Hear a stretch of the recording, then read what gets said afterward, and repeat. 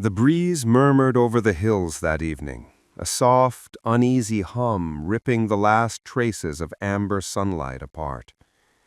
It swept the dust like forgotten stories, curling through the weathered wooden fence and across the yard where Caleb Holt stood, a shovel gripped in his calloused hands. The stable was a familiar blend of scents: dry straw, aged leather, and the sharp tang of linseed oil from the harness he'd mended that morning. It was a quiet he knew by heart: the faint groan of the beams, the gentle swish of a horse's tail, the deep sigh of the livestock settling for the night. And then he saw her. At first, she was just a silhouette on the path, her frame slight, her dress heavy with grime, the hem frayed from scraping the earth. She walked like someone who'd been traveling for ages, each step deliberate, clutching something close to her chest. The breeze tugged at her dark, unbound hair, carrying the faint, trembling wail of an infant. By the time she reached the gate, she was more shadow than woman, her face a pale smudge beneath the brim of a worn bonnet. She paused just beyond the gatepost, her gaze locking onto his, as if she'd rehearsed this moment and dreaded it all the same. "I can warm your home," she said, her voice a brittle murmur, nearly swallowed by the wind. "Tend your goats. Please, just feed my child." The words lingered between them, raw, heart-wrenching. Caleb straightened, the shovel's edge sinking into the soil. Her arms tightened around the bundle she held. A tiny hand nudged the blanket, weak but stubborn. He noticed her boots then, cracked leather, soles thin as parchment, and the way she lifted her chin, as if challenging him to look away first. "Where'd you come from?" Her eyes darted past him to the stable, then to the empty porch. "Does it matter?" "It does to me." A long pause stretched out. A sparrow chirped once from the fence post, sharp and bright, then went silent. "I don't take in strangers on promises alone," he said finally. She nodded, a small, stiff motion, and turned. The breeze pulled her dress to one side, revealing a slender ankle above boots crusted with trail dirt. She walked back the way she came, never once glancing back. From the porch, a small figure stirred in the shadows. Lila Holt, 9 years old, clutched her arms as she watched the woman fade into the dusk. "She had a baby," she said softly when her father stepped inside. Caleb didn't reply. He hung his jacket on the hook and stirred the fire in the stove, the warm scent of cedar smoke filling the room. Lila said nothing more, but her eyes stayed glued to the window until the darkness turned it into a mirror. The next 2 days brought a cold, drenching rain, the kind that turned the dirt into slick, rust-colored mud and made the air smell of damp soil and metal. Caleb rode into town for supplies and saw her again, huddled under the carpenter's awning, her bonnet sagging with wet. She held the baby tight against her chest, her chin tucked into the sodden folds of her shawl. Without pausing, Caleb unhooked a folded wool blanket from his saddlebag and let it fall at her feet. Her head snapped up at the sound. Their eyes met, hers weary, but with a spark of something he couldn't quite place. He didn't wait for thanks. Ruby heard about it from a stable boy that afternoon and pestered her father for details. He sidestepped, asking about her lessons, but she didn't press. Still, her questions seemed to hover in the air over supper. The days rolled on. He learned her name was Nora in a brief exchange outside the apothecary. She lingered on the town's edges, mending coats at the inn for a few coins, sweeping Ruby's store when Ruby felt charitable. She never asked for more than a day's wage. The baby was always with her, strapped to her back or cradled close. Once, Caleb passed her by the hitching post near the bank. She was coaxing a giggle from the child, tapping its tiny nose with her finger. The sound was soft, almost private, and for a moment he felt like he was intruding on something sacred, a fleeting warmth in a life stitched together by fraying threads.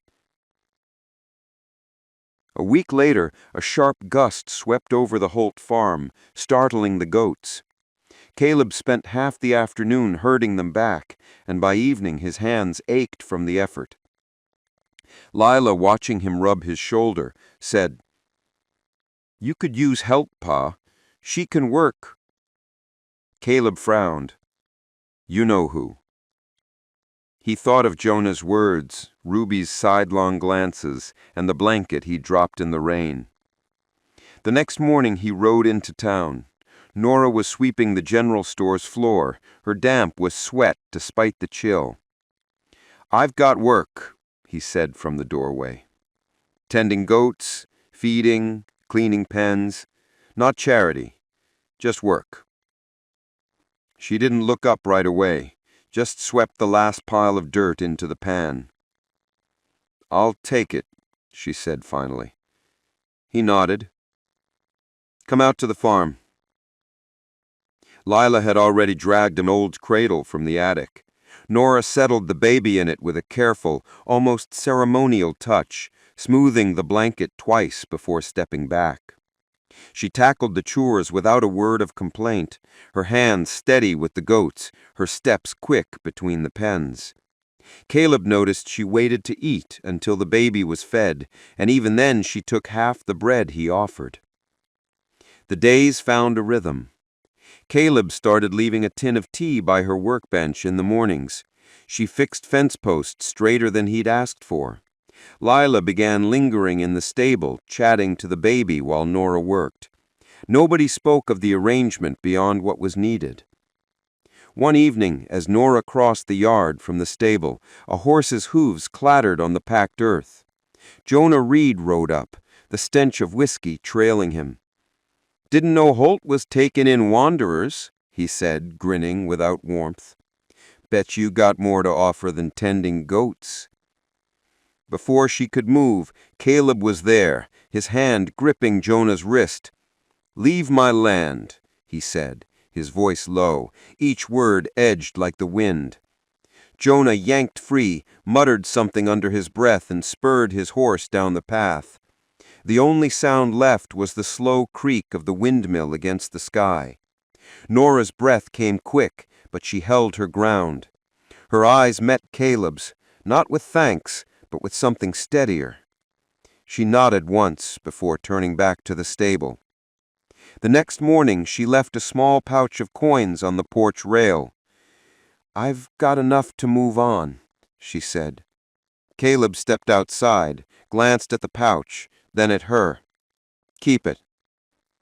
"I don't want to owe you." "You don't." She hesitated. Lila was in the yard, crouched by the cradle, spooning mashed carrots into the baby's mouth and giggling when it dribbled down his chin. Nora's gaze softened in a way Caleb hadn't seen before. The breeze shifted, carrying the scent of rain from somewhere distant. Nora's fingers curled around the pouch, but she didn't pocket it. She didn't walk away either. "You've got a place here, if you want it." Her lips curved, not a full smile, but something small, uncertain, the kind that might bloom with enough time. She looked at the cradle again, and Lila's laughter rose like the first warm day after a long frost. Somewhere in the hills a hawk called, circling lazily over the grass. Nora turned back to Caleb, her eyes unreadable. "I'll think on it," she said. She stepped off the porch, the coins still in her hand.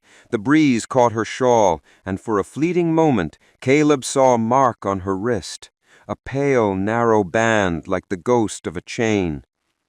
Then the fabric settled, and she walked back to the stable without another word. As the sun dipped low, painting the hills in shades of gold and shadow, Lila ran to the porch, her eyes bright with a story she heard from a passing peddler.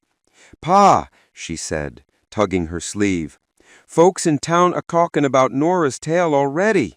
They say it's worth sharing, like a letter passed hand to hand." She paused, grinning.